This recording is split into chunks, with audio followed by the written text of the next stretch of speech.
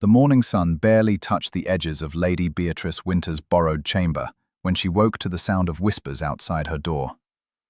She did not need to strain her ears to know what they said. The servants always whispered about her.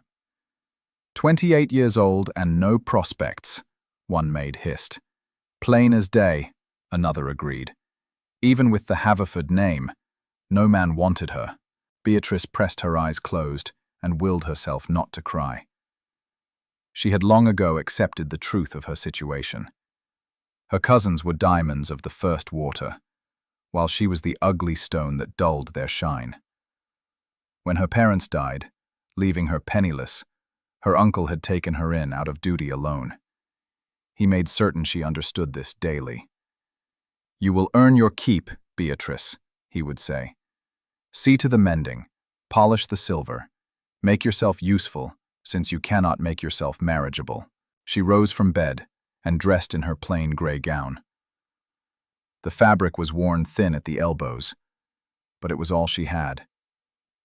Her reflection in the small mirror showed her the same face she had seen for 28 years. Mousy brown hair that refused to curl, eyes too large for her narrow face, a nose slightly crooked from a childhood fall, lips too thin to be called pretty. She turned away. There was no point in dwelling on what could not be changed. The breakfast room was empty when she arrived. Her uncle and cousins slept late after attending a ball the previous evening. Beatrice had not been invited. She never was. "You would frighten away all the eligible gentlemen," her cousin Lydia had laughed.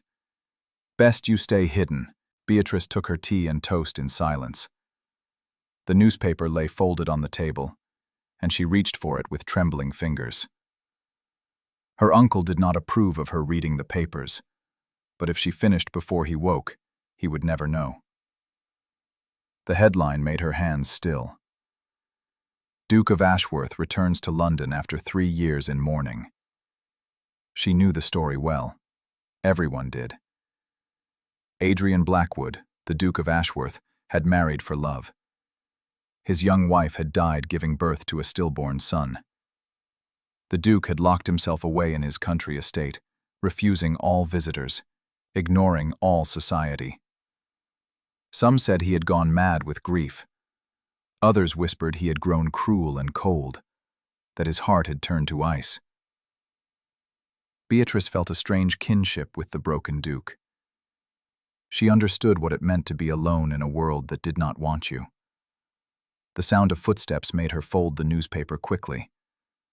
Her uncle entered, his face already twisted with displeasure. "Still here, are you?" he said. "I have had a letter from your cousin in Yorkshire. He requires a governess for his daughters. I have volunteered your services." Beatrice felt her heart sink. "Uncle, You have no choice in the matter," he interrupted. "You leave tomorrow. I will not continue to house and feed you when you contribute nothing to this family." She wanted to protest. She wanted to scream that she did everything, that she was the one who managed the household accounts, who supervised the servants, who ensured his precious daughters looked perfect for their social engagements. But she said nothing. Women in her position had no voice. "Yes, uncle," she whispered. That evening, Beatrice packed her few belongings into a small trunk. Her hands shook as she folded her nightgown, the only pretty thing she owned. Her mother had sewn it for her 16th birthday, when Beatrice still believed she might find love. The white cotton was soft and delicate, with tiny embroidered flowers along the collar. She heard the commotion downstairs and frowned. Her uncle's voice boomed through the house, angry and sharp. She crept to the stairs and listened. "Absolutely not," her uncle shouted. "I will not allow it." "You have no choice." The second voice was deep and cold, utterly devoid of emotion. "The debt is legal and binding. You will pay what you owe, or I will take what is owed." Beatrice peered around the corner and saw him. The Duke of Ashworth stood in the entrance hall like a dark angel. He was tall and broad-shouldered, dressed entirely in black. His face was beautiful in a harsh, unforgiving way. sharp cheekbones, a strong jaw, and eyes the color of a winter storm. Those eyes held no warmth, no mercy. "I need time," her uncle pleaded. "Just a few more months." "You have had 2 years," the Duke said. "I want my money tonight, or I will take possession of this house and everything in it." "Everything?" Her uncle's face paled. "Everything." Beatrice watched as her uncle's mind worked through his options. She saw the exact moment he thought of her. His eyes lit with cruel calculation. "I have something worth more than money," her uncle said slowly. "My niece. She is young, well-bred, a Haverford by blood." The Duke's cold eyes flickered with disinterest. "I have no need for a wife." "Not a wife," her uncle said quickly. "A companion. Someone to manage your household. She is excellent with accounts and servants. Very useful." Beatrice felt ice slide down her spine. He was selling her like furniture. The Duke was silent for a long moment. Then he said, "Show her to me." "Beatrice!" her uncle shouted. "Come down here at once." She had no choice. She descended the stairs slowly, keeping her eyes lowered. She felt the Duke's gaze sweep over her like a physical touch. She knew what he saw. Plain, old, worthless. "How old is she?" the Duke asked. 20, her uncle lied smoothly. "Young enough to serve you for many years." Beatrice's cheeks burned with humiliation, but she did not correct him. What did it matter? She was being sold either way. "Can she read and write?" the Duke asked. "Yes, Your Grace," Beatrice said quietly. "I can also manage accounts, supervise staff, and organize households." The Duke studied her with those cold, empty eyes. She felt like a horse being evaluated at market. "Fine," he said finally. "She will do. Consider your debt paid in full." Her uncle's relief was palpable. "Excellent. Shall I have her things sent tomorrow?" "She comes tonight," the Duke said. "Now." "Now?" Beatrice's voice broke. "But You belong to me now," the Duke said, his voice as cold as his eyes. "Get your things." Beatrice ran up the stairs, her heart pounding. This could not be happening. She was being given to a stranger, a man rumored to be half mad with grief. She threw her belongings into her trunk with shaking hands. She did not even say goodbye to her cousins. They would not care. The Duke's carriage was black and imposing, the Ashworth crest emblazoned on the door. He handed her inside without a word, then climbed in after her. The interior smelled of leather and something else, something dark and masculine that made her pulse quicken. They rode in silence through the London streets. Beatrice kept her hands folded in her lap and her eyes on the passing buildings. She could feel him watching her, but she did not dare look at him. "What is your real age?" he asked suddenly. She startled. 28, Your Grace." "And your name?" "Your real name, not the one your uncle uses to impress people." "Beatrice Winters, Your Grace. My mother was a Haverford before her marriage. My father had no title." "So your uncle took you in when they died?" "Yes, and treated you poorly." It was not a question. She said nothing. The Duke leaned back in his seat. "I do not require a companion, Miss Winters. I require nothing from anyone. But I despise men like your uncle, men who profit from others' misfortunes. So you are here, and you will stay until you wish to leave." Beatrice looked at him finally, confusion clear on her face. "I do not understand." "You are not a servant," he said. "You are not a slave. You are a guest in my home.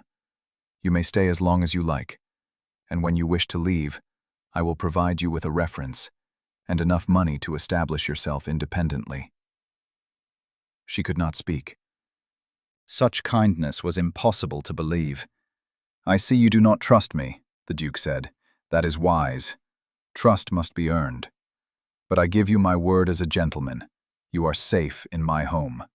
The Ashworth London residence was a massive stone building that seemed to swallow light rather than reflect it. Inside, the halls were dark and quiet. Servants moved like ghosts, speaking in whispers. Everything was draped in shadow. A stern-faced housekeeper named Mrs. Phillips showed Beatrice to her chamber. It was larger than any room she had ever occupied, with a four-poster bed, a writing desk, and a window that overlooked a small garden. It was beautiful and lonely, all at once. "His Grace takes supper in his study," Mrs. Phillips said. "He does not entertain guests. He does not attend social functions. He wishes to be left alone. You would be wise to respect that." "I understand," Beatrice said. "Do you?" The housekeeper's eyes were sharp. "His Grace is not cruel, but he is not kind either. He is a man who has forgotten how to feel. Do not expect warmth from him. Do not expect anything." After Mrs. Phillips left, Beatrice sat on the edge of the massive bed and tried not to cry. She had escaped her uncle's house only to land in a tomb. The Duke was beautiful and broken, and she knew without being told that he would never see her as anything but an obligation. But she was safe. For the first time in years, she was safe. That had to be enough. She changed into her nightgown and brushed her hair slowly, watching her reflection in the ornate mirror. The nightgown made her look younger, softer. The embroidered flowers reminded her of her mother's gentle hands, of a time when she still believed she might be loved. A sound outside her door made her freeze. Voices, low and urgent. Then footsteps, coming closer. Her door opened without warning. The Duke stood in the doorway. His hair was disheveled, his cravat undone. He looked wild and desperate, nothing like the cold man from the carriage. "Forgive me," he said roughly. I heard." He stopped, his eyes locked on her. She realized how she must look in her nightgown, her hair loose around her shoulders. She grabbed her shawl and pulled it tight, her cheeks burning. "Your Grace, You look like her," he whispered. "In the candlelight you look like Sarah. His wife. His dead wife." Beatrice's heart broke for him. "I should not have come here," he said, turning to leave. But something made Beatrice step forward. Something made her reach out her hand. "Wait," she said softly. "Please do not go. Not if you are hurting." He stopped but did not turn. "You do not know what you offer." "I offer nothing but a listening ear," she said. "I know what it is to be alone. I know what it is to grieve for what can never be." Slowly, the Duke turned. His beautiful face was ravaged with pain. "How can you know? You are young. You have your whole life ahead of you." "I am 28 years old," she said quietly. "I have been called ugly since I was a child. I have been unwanted, unloved, told daily that I am a burden. I have mourned the life I will never have, the love I will never know. So yes, Your Grace, I know what it is to grieve." Something flickered in his eyes, something almost human. He stepped into her room, and she saw how he trembled. "Every night," he said hoarsely, "I hear her voice. Every night I see her face, and every morning I wake to the same emptiness. It does not end. The pain does not end." "No," Beatrice agreed. "It does not end, but it changes. It becomes something you can carry instead of something that carries you." He moved closer. She could smell brandy on his breath, could see the shadows under his eyes. He had not been sleeping. Perhaps he never slept. "What if I do not want to carry it?" he asked. "What if I want to forget?" "Then you would lose her completely," Beatrice said. "The pain is proof that she mattered, that your love was real." He stared at her for a long moment. Then, to her shock, he reached out and touched her cheek. His fingers were gentle, tentative, as if he had forgotten how to touch another person. "You are wiser than you know, Miss Winters," he said softly. She should step back. She should remind him of propriety. But she did neither. She stood perfectly still, afraid to breathe, afraid to break whatever fragile connection had formed between them. His thumb brushed across her cheekbone. "You are not ugly," he said. "You are not what they called you." Tears spilled down her cheeks before she could stop them. No one had ever said such words to her. "Forgive me," he said, dropping his hand. "I should not have touched you. I should not have come here." He turned and strode toward the door. Beatrice moved without thinking, following him. She had to tell him something, had to make him understand that his kindness meant everything to her. "Your Grace," she called. He stopped at the doorway and turned. She was running to reach him, her nightgown flowing behind her. She did not see the fabric catch on the door handle. She did not see it snag until she felt the pull. She stumbled forward with a cry. The Duke's arms caught her instantly, pulling her against his chest. For a moment, they stood frozen. Her hands pressed against his heart. His arms wrapped around her waist. Her nightgown was trapped in the door behind her, holding her captive. "You are caught," he said, his voice rough. "Yes," she whispered. Neither of them moved. She could feel the heat of his body through the thin cotton of her nightgown. Could feel the rapid beat of his heart under her palm. She looked up and found him staring down at her with an expression she could not name. "I should free you," he said. "Yes." But his arms tightened instead. In a moment. She knew she should protest. She knew this was improper. But she had never been held like this, had never felt wanted like this. So she stayed in his arms and pretended, just for a moment, that she was not plain, that she was not unwanted, that she was a woman a man like him could desire. "Miss Winters," he said softly. "Beatrice."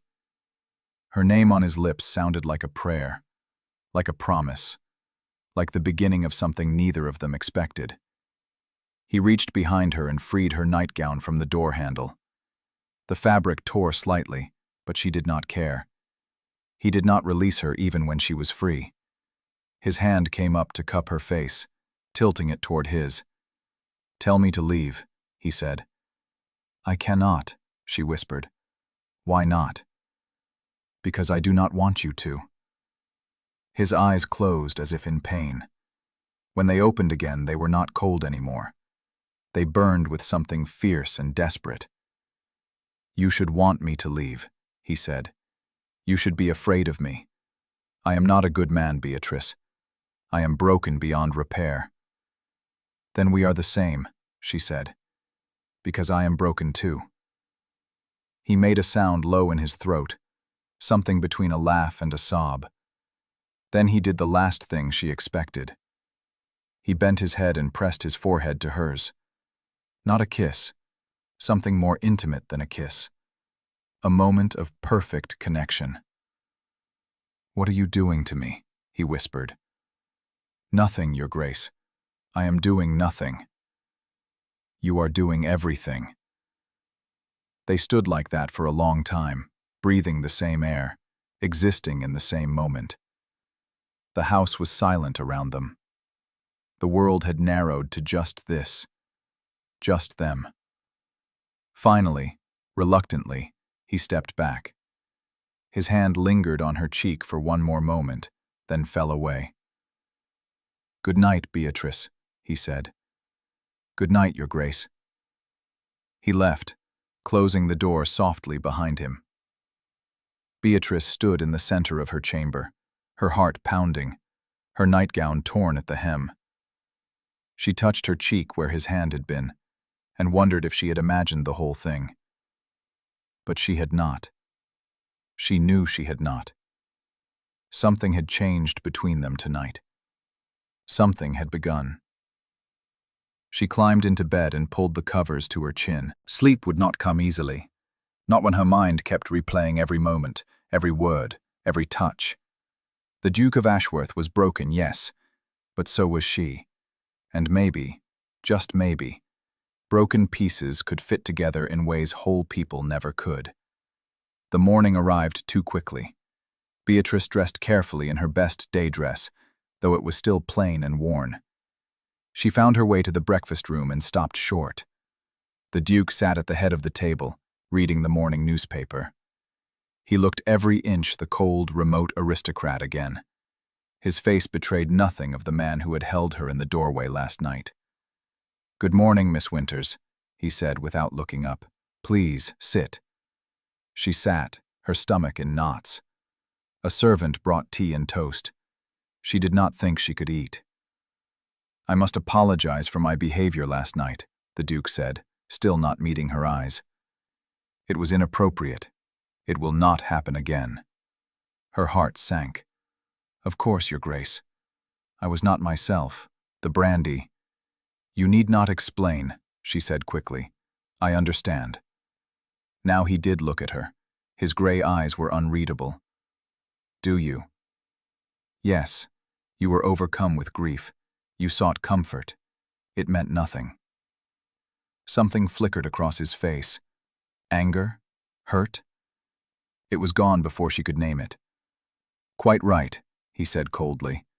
"It meant nothing." The words hurt more than they should. She looked down at her tea and tried to compose herself. Of course it meant nothing. Men like him did not see women like her. Last night had been an aberration, a moment of weakness. She was a fool to have hoped otherwise. "Mrs. Phillips will explain your duties," the Duke continued. "You will have access to the household accounts and full authority over the servants. I do not wish to be disturbed with domestic matters." "Yes, Your Grace." "I will be going to my club this afternoon and will not return until late. You need not wait dinner for me." "Yes, Your Grace." He stood abruptly. "If you require anything, inform Mrs. Phillips. She will see to it." He left without another word, taking the warmth from the room with him. Beatrice sat alone at the long table and fought back tears. She had been foolish. So foolish. For a few brief moments last night she had felt beautiful, wanted, real. But the morning light had shown the truth. She was still plain, still unwanted, still utterly alone. Mrs. Phillips found her an hour later in the study, reviewing the household accounts. The housekeeper's expression softened when she saw Beatrice's red-rimmed eyes.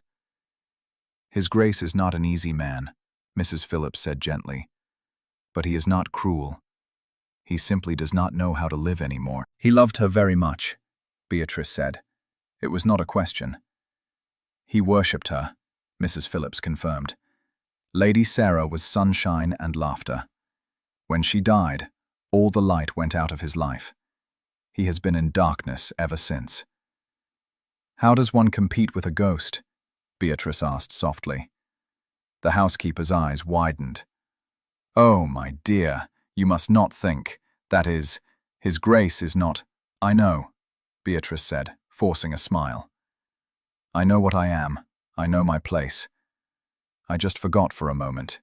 It will not happen again." But it did happen again. 3 nights later, Beatrice woke to the sound of someone crying. She wrapped her shawl around her shoulders and followed the sound to the library. The Duke sat in a leather chair before a dying fire, his head in his hands, his shoulders shaking. She should leave. She should go back to her room, but she could not walk away from such raw pain. "Your Grace?" she said softly. He looked up, and she saw his face was wet with tears.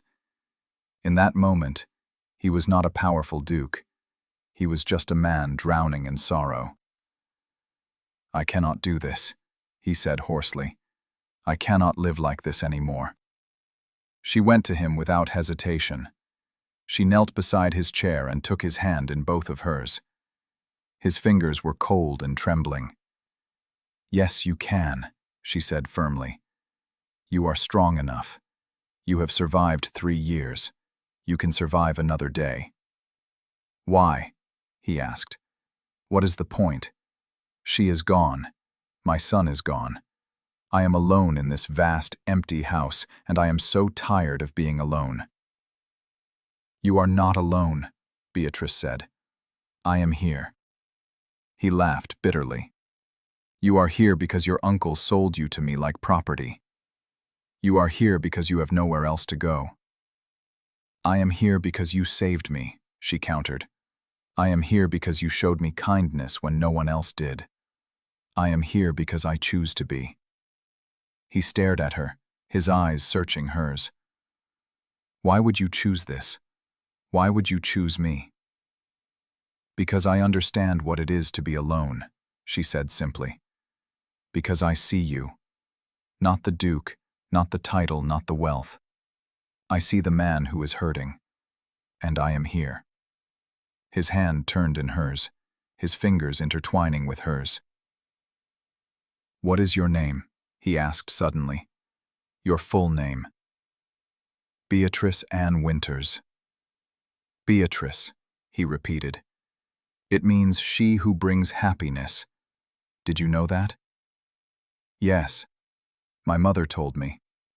It seems a rather cruel joke, given my life. Perhaps it was a prophecy, he said. Perhaps you were always meant to bring happiness to someone. Her breath caught. Your Grace. Adrian, he said. My name is Adrian, and when we are alone like this, I want you to use it. I should not. It is not proper. Nothing about this situation is proper, he said, but I find I do not care. Say my name, Beatrice. Adrian, she whispered. He closed his eyes as if the sound caused him pain. When he opened them, they were full of something she was afraid to name. Stay with me, he said. Just for tonight. Sit with me. Talk to me. Help me remember what it is to be human. So, she stayed. She sat in the chair beside his and talked to him about everything and nothing. She told him about her childhood, about her parents, about the small joys she had found in her difficult life. He listened to every word, as if she were telling him the secrets of the universe. As dawn broke through the library windows, he reached over and took her hand again. Thank you, he said quietly, for seeing me, for staying. Always, she said before she could stop herself. His eyes met hers, and she saw the war raging behind them. The desire to hope, the fear of hoping, the desperate need to connect, warring with the terror of losing again. You should go, he said finally, before the servants wake. She stood reluctantly. Adrian? Yes? Last night was not nothing to me. She left before he could respond, but she felt his eyes on her all the way to the door. The days that followed fell into a pattern. During the day, the Duke was cold and remote. He avoided her completely, conducting his business and disappearing to his club for hours.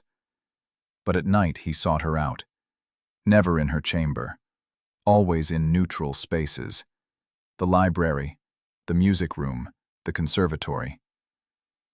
They talked about everything. She learned that he had wanted to be a scholar before inheriting his title, that he loved philosophy and hated politics, that he had been happy once, before duty and tragedy had crushed him. He learned that she wrote poetry in secret, that she could speak French and Italian, that she had a sharp wit hidden beneath her quiet demeanor, that she was nothing like what society had labeled her. One night, 2 weeks after her arrival, she found him in the music room staring at a pianoforte. Sarah played, he said without preamble. She played beautifully. I have not heard music in this house since she died. Beatrice hesitated, then sat at the instrument. Her fingers found the keys uncertainly. She had not played since leaving her uncle's house. She played a simple melody, something soft and sad. When she finished, she looked up to find Adrian standing beside the pianoforte, his eyes fixed on her face. You play like you are afraid of being heard, he said. I am, she admitted. When I played at my uncle's house, my cousins would laugh. They said it sounded like cats dying. Anger flashed across his face. They were fools. Play again. Play like you are not afraid. So she did. She closed her eyes and played from her heart, letting the music pour out of her. When she finished, there were tears on her cheeks. Adrian's hand appeared in her vision, offering a handkerchief. She took it with trembling fingers. Beautiful, he said softly. You are beautiful, Beatrice. Inside and out. How could anyone not see that? She looked up at him, and the world seemed to stop. He was looking at her the way a man looked at a woman he wanted, the way she had dreamed of being looked at, but never believed possible. Adrian, she breathed. He cupped her face in his hands. Tell me to stop. Tell me this is wrong. Tell me I am taking advantage of you. I cannot tell you lies. Then God help us both, he whispered. He kissed her. It was nothing like the chaste kisses described in novels. It was desperate and hungry, full of 3 years of loneliness and a lifetime of longing. His hands tangled in her hair. Her hands clutched his shoulders.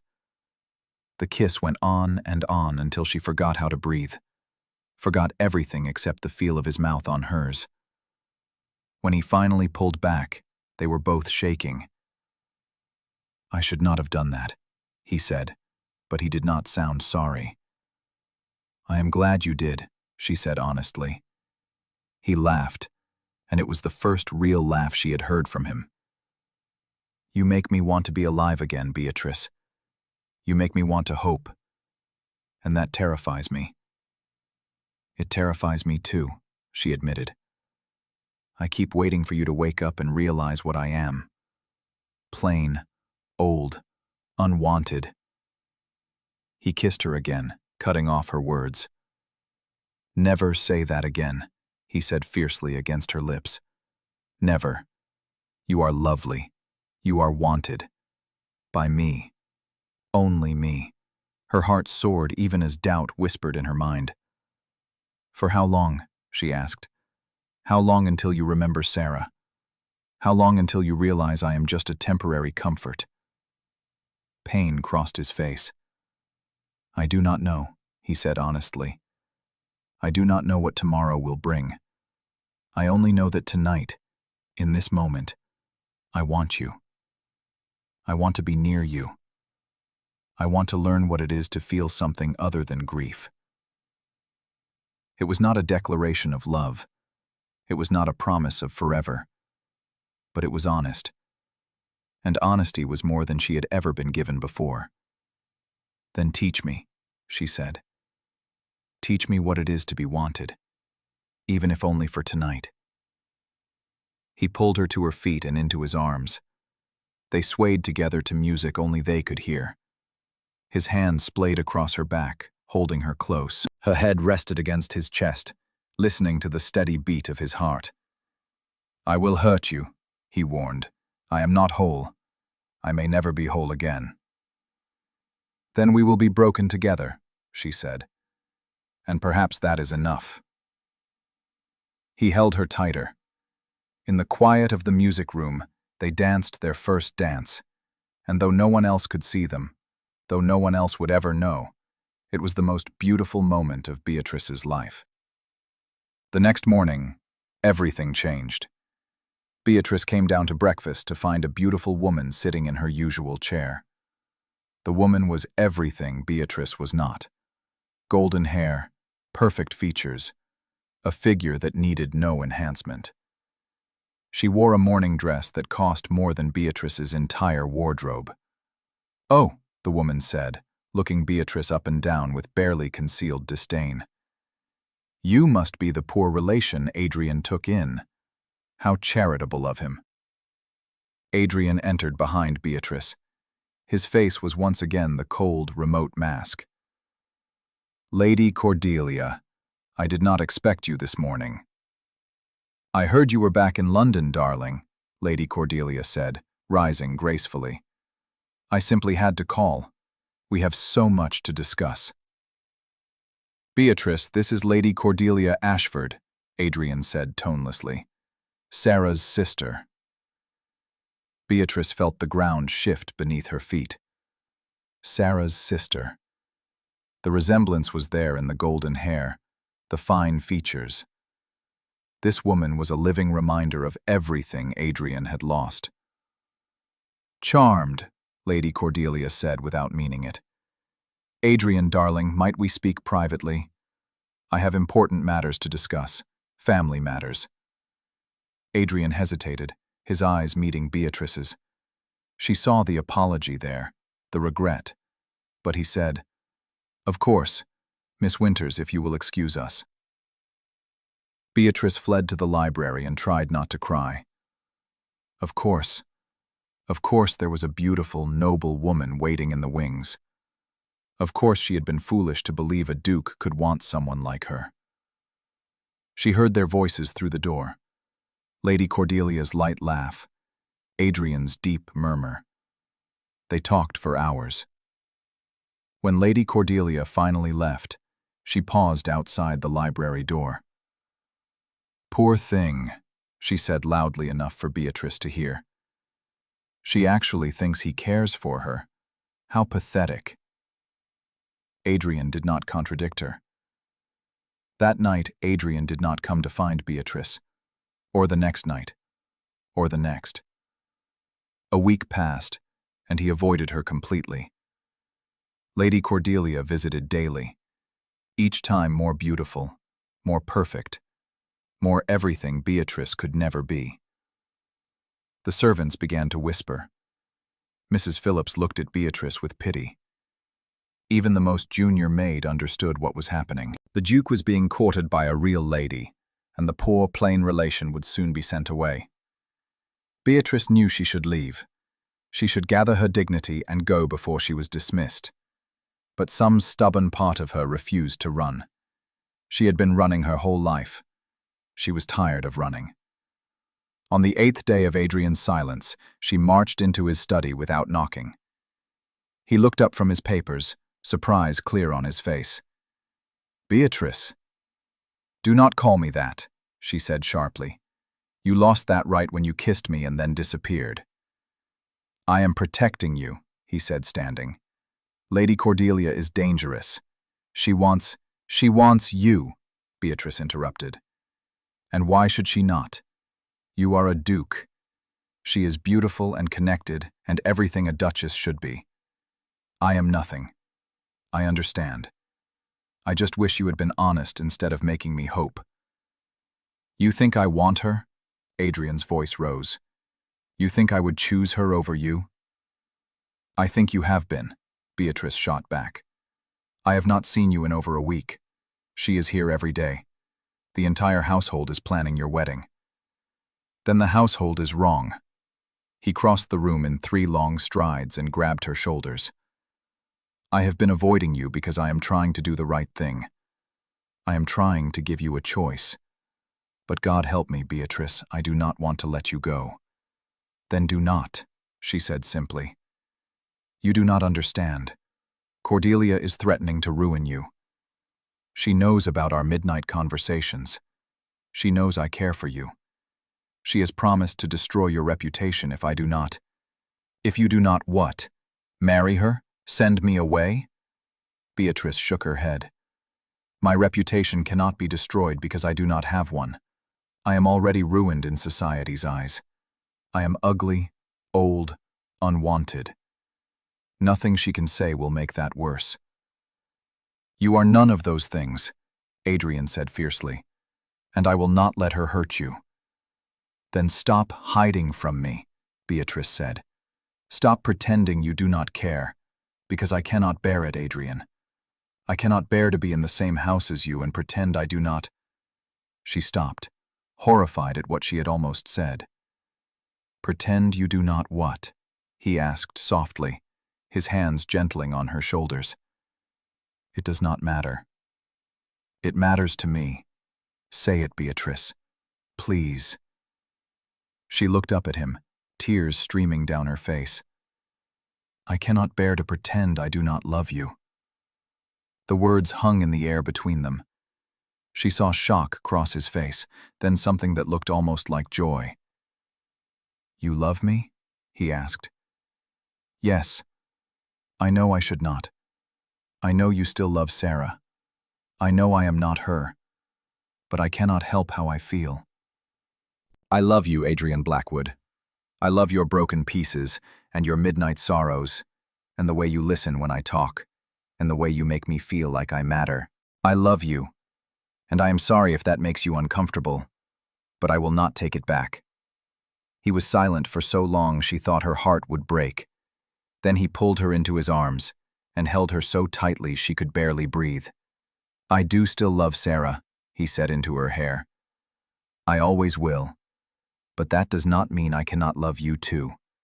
Differently, newly, with all the pieces of my heart that you have slowly put back together these past weeks." She pulled back to look at him. "What are you saying?" "I am saying that you have saved me, Beatrice Winters. You have reminded me what it is to live. You have shown me that love does not end with death. It simply changes form. And I would be honored if you would allow me to love you, if you would give me the chance to make you happy." "How?" she asked. "How can we be together when society will never accept us? When Lady Cordelia will destroy me?" "Then we will leave society behind," he said. "We will go to my country estate, where no one can touch us. We will build a life away from the whispers and the judgment. Just you and me." "And your ghosts?" she asked softly. "And my ghosts," he agreed. "But ghosts have less power in the daylight. And you, my beautiful Beatrice, are pure sunlight." He kissed her then, soft and sweet and full of promise. She wrapped her arms around his neck and kissed him back with all the love she had been holding inside. When they finally parted, he rested his forehead against hers. "Marry me," he said. "Not because you have to, not because I bought you from your uncle, but because you want to, because you love me, because we are better together than we ever were apart." "Yes," she breathed. "Yes, Adrian. 1,000 times yes." He laughed and swept her up in his arms, spinning her around the study. She laughed too, dizzy with joy, unable to believe this was real. But their happiness was short-lived. The door burst open, and Lady Cordelia stood framed in the entrance, her beautiful face twisted with rage. "No," she hissed, "I will not allow this. Adrian, you promised Sarah you would care for me if anything happened to her. You promised." "And I have cared for you," Adrian said, setting Beatrice down but keeping his arm around her waist. "I have provided for you financially. I have maintained your social position. But I never promised to marry you, Cordelia. That was always your fantasy, not mine." "She is nothing," Cordelia spat, pointing at Beatrice. "She is ugly and poor and common. I am Sarah's sister. I am the rightful Duchess of Ashworth." "You are Sarah's memory trying to trap me," Adrian said coldly, "and I will not be trapped any longer. Beatrice is 10 times the woman you are. She is kind and brave and honest. She loves me not for my title but in spite of it, and I will marry her whether you approve or not." "Then I will tell everyone," Cordelia threatened. "I will tell them she seduced you, that she is your mistress, that she trapped you into marriage. I will destroy her." "Try," Adrian said softly, dangerously. "And I will cut off every penny I have given you. I will tell everyone how you have been living off my charity for 3 years. I will reveal that Sarah left you nothing in her will, because even she knew what you were. You will be penniless and ruined. Is that what you want?" Cordelia paled. "You would not dare." "For her?" Adrian pulled Beatrice closer. "I would dare anything." Cordelia looked between them, and something in her expression crumbled. "She really is different," she said wonderingly, You really do love her? Yes, Adrian said simply. Cordelia was silent for a long moment. Then she said quietly, Sarah would have liked her. Sarah always wanted you to be happy. She turned to leave, then paused at the door. Be happy, Adrian. You deserve it. And Miss Winters? You are not ugly. You are just not what people expect. But perhaps that is exactly what he needs. She left, and Beatrice released a breath she had not known she was holding. Is it really over? She asked. It is really over, Adrian confirmed. He took both her hands in his. No more obstacles, no more ghosts, just us. Just us, she repeated, smiling through her tears. He led her to the window that overlooked the garden. I want to show you something, he said. He pointed to a small bench beneath a willow tree. That is where I proposed to Sarah. I have not been able to look at that spot for 3 years. But just now, when I looked at it with you, I felt peace instead of pain. You have given me that, Beatrice. You have given me the ability to remember love without drowning in loss. She leaned her head against his shoulder. What happens now? Now we get married, he said. Quietly, quickly, before anyone else can object. And then we go home, to Ashworth Hall, to the place where I can start building new memories with you.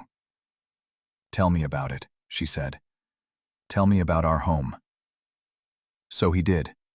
He told her about rolling green hills and ancient oak trees, about a house filled with light and history, about rooms they would fill with laughter and children and love. He painted a picture so beautiful that Beatrice could see it in her mind, could almost feel the sun on her face and the grass beneath her feet. It sounds like paradise, she said. It will be, he promised. With you there, it will be. They married 3 days later in a small church with only Mrs. Phillips and Adrian's solicitor as witnesses. Beatrice wore a simple cream dress that Adrian had commissioned for her. It was the most beautiful thing she had ever owned. When the vicar pronounced them husband and wife, Adrian kissed her with such tenderness that she cried. These were happy tears, tears of joy and disbelief and overwhelming gratitude. I love you, Duchess, Adrian whispered against her lips. I love you too, she whispered back. The journey to Ashworth Hall took 2 days. They stopped at an inn the first night, and Beatrice was nervous as they entered their shared chamber. Adrian sensed her fear and simply held her, stroking her hair, telling her stories until she relaxed. We have time, he said. We have all the time in the world. I will not rush you, my love. I will not push you. This is your choice, always your choice. She kissed him then, pouring all her love and trust into that kiss. I choose you, she said. I choose this. I choose us. He made love to her slowly, reverently, showing her with his body what his words had already declared. He cherished every inch of her, calling her beautiful until she almost believed it. And when they lay tangled together afterward, both breathless and complete, she finally understood what it meant to be loved. I never thought I could feel this way again, Adrian said into the darkness. I never thought I could be this happy. Neither did I, Beatrice admitted. I thought I would spend my whole life alone. And then you caught my nightgown in the doorway, and everything changed. He laughed, the sound rich and warm. Best torn nightgown in history. I still have it, she said. I will never throw it away. It brought me to you. He pulled her closer. You brought me back to life, Beatrice. You took a broken man and loved him back to wholeness. How can I ever repay that? By being happy, she said simply. By choosing to live fully. By letting yourself love again. I can do that, he said. With you by my side, I can do anything. Ashworth Hall was even more beautiful than Adrian had described. The house rose from the countryside like something from a dream, all golden stone and tall windows. But it was the garden that took Beatrice's breath away. "I had it planted for you," Adrian said, watching her face. "White roses for new beginnings, lavender for devotion, and those flowers there, the blue ones, those are forget-me-nots, so you never forget that you are loved." She turned to him with tears streaming down her face. "How did you have time?" "I sent word ahead the day you agreed to marry me," he admitted. "I wanted everything to be perfect for you." She kissed him there in the garden, surrounded by flowers and promise and hope. The servants had lined up to greet their new duchess, and Beatrice saw welcome in their faces, not judgment. The weeks that followed were the happiest of Beatrice's life. She and Adrian settled into a routine that felt like coming home. They rode together in the mornings, her on a gentle mare he had chosen specifically for her. They worked together in his study in the afternoons, her managing the household while he tended his estate business. And in the evenings, they talked and laughed and loved. One night, a month after their arrival, Beatrice found Adrian standing before a portrait of Sarah. She started to leave, but he held out his hand. "Stay," he said. "I want you here." She went to him, and he wrapped his arm around her waist. Together, they looked at the painting of the golden-haired woman who had been his first love. "I talked to her today," Adrian said quietly. "I told her about you. I told her that I am happy again, and I hope she would be pleased." "And?" Beatrice asked softly. "And I felt her approval. I know that sounds mad, but I swear I felt it. A warmth in my chest, like she was telling me it was all right to move forward, to love again." "I do not think it sounds mad," Beatrice said. "I think love transcends even death. And if she loved you, she would want you to be happy." He turned to face her fully. "I am happy. Deliriously, impossibly happy. You have given me a life I never thought I would have again. You have given me hope." "You have given me the same," she said. "You looked at me and saw someone worth loving. You gave me the greatest gift anyone has ever given me. You made me believe I was beautiful." "Because you are," he said firmly. "And I will tell you that every day for the rest of our lives, until you believe it in your bones." She smiled. "I believe it now. When you look at me, I see myself through your eyes, and I am beautiful." He kissed her forehead, her cheeks, her lips. "My beautiful Beatrice, my love, my life." Spring came to Ashworth Hall, and with it, new life. Beatrice discovered she was with child, and Adrian's joy knew no bounds. He treated her like precious glass, fussing over her until she laughed and swatted him away. "I am not fragile," she protested. "You are carrying my child," he said. "You are the most precious thing in the world." Their daughter was born on a bright September morning. She had Beatrice's brown hair and Adrian's grey eyes, and she was absolutely perfect. They named her Sarah Beatrice, honoring the past while celebrating the future. Adrian held his daughter and wept. "I thought I would never have this," he said. "I thought I had lost my chance at being a father." "You have not lost anything," Beatrice said, reaching up to touch his face. "You have found everything. We both have."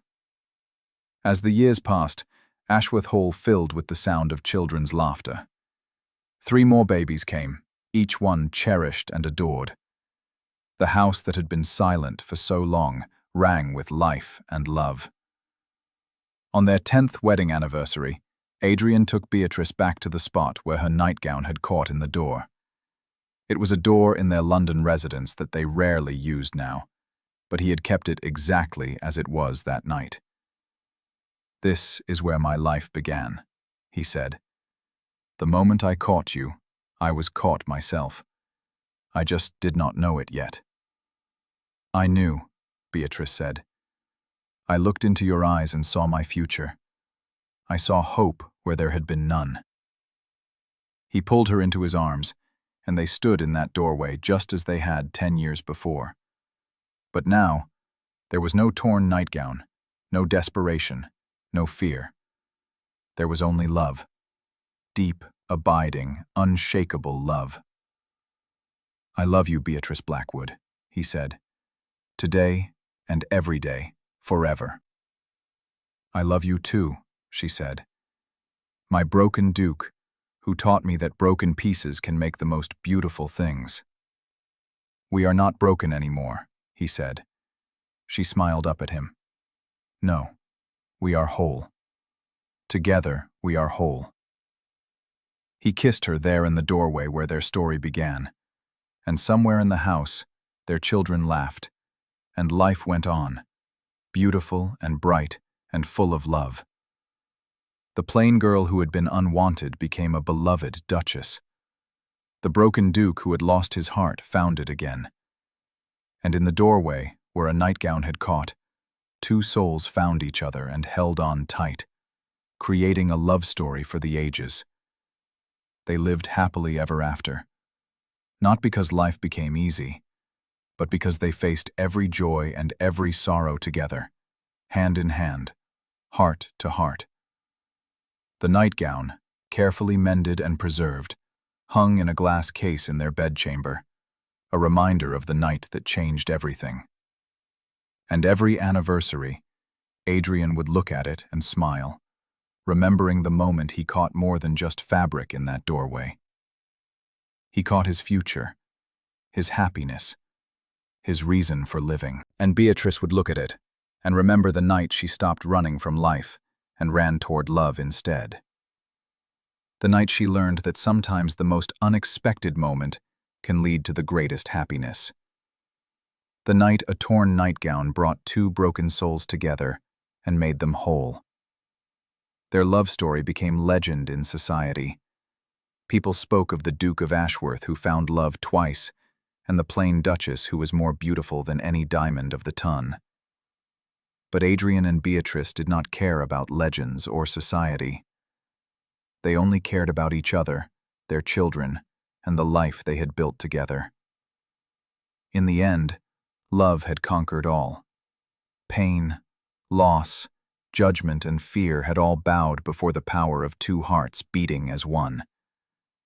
And in a drafty doorway in London, on a night that seemed dark and desperate, a miracle had occurred. A nightgown caught. Two lives collided, and love, patient and powerful, worked its magic once more.